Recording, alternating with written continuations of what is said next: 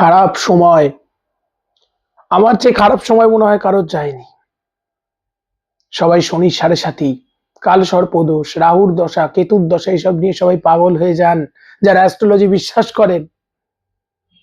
আর সবকিছুর বাইরে গিয়ে যখন জীবনে বিপদ নেমে আসে, যখন কষ্টগুলো নেমে আসে, যিনি ফেস করেন তিনি জানেন কতটা কষ্টের। আমি এক অসহায় পিতার মতো দিন কাটিয়েছি, এক অসহায় স্বামীর মতো দিন কাটিয়েছি। প্রিয়জনের মুমূর্ষু মৃত্যুর অপেক্ষা করে ভয়ে দিন কাটিয়েছি, রাতের পর রাত ঘুমাইনি। কেটে গেছে দিন, কেটে গেছে বেলা, চরম দুশ্চিন্তার মধ্য দিয়ে পার করেছি। আঘাত পেয়েছি, প্রত্যাঘাত পেয়েছি, ঘাড় ধাক্কা পেয়েছি, সব ওপর দিয়ে গেছে।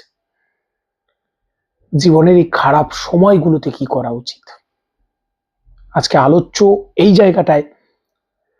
যখন পৃথিবীতে তোমার পাশে কেউ নেই, তখন মনে রাখবে তোমার পাশে ঈশ্বর আছে।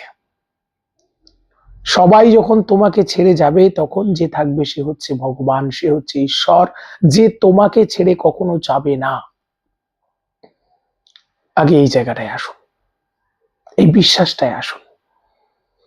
যখন সবাই দূরে গেছে তখন ঈশ্বর আছে, তখন ভগবান আছে, তার মানে কি পজিটিভ শক্তি আছে। কাঁদলে হয় না, কষ্ট পেলে হয় না, সেই সময় সেই পজিটিভ শক্তিকে কাজে লাগাতে হয়, কিছু ভালো কাজের মধ্যে ঢুকতে হয়। আমার স্ত্রীর ক্যান্সার চলছিল, আমার মেয়ের দুর্বিষহ অবস্থা, আমি তার মধ্য দিয়েও চেষ্টা করতাম কি করে কোন ভালো কাজের মধ্যে থাকবো। কেন করতাম জানেন? আমি কি পাগল ছিলাম, স্বার্থপর ছিলাম? না, আমি এই খারাপ সময়কে কাটানোর জন্য চেষ্টা করতাম অন্তত কিছু ভালো কাজ করে যদি এই দুঃসময়টা কাটাতে পারি। প্রকৃতপক্ষেই তাই। আমাকে রোজ অনেকে ফোন করেন, শনি সাড়ে সাথী চলছে, কেতুর দশা চলছে, রাহুর দশা চলছে, কাল সর্প যোগ চলছে। আমি প্রত্যেকে একটা কথা বলি, জীবনে যে খারাপ সময় আসুক না কেন, প্রত্যেকে ভালো কাজ করুন। ভালো কাজ বলতে কাউকে খাবার খাওয়ানো নিঃস্বার্থ ভাবে, একটা অন্ধ মানুষকে হাত ধরে রাস্তা পার করে দিলাম, এটাও সেবা করা।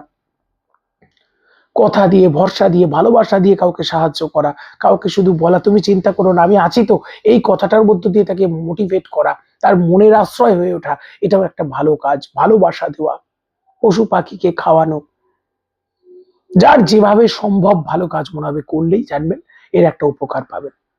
তো যাই হোক, আহ কথাগুলো ভালো লাগলে সকলের কাছে পৌঁছে দেবেন। পরবর্তী পর্বে দেখা হচ্ছে। সাবধান।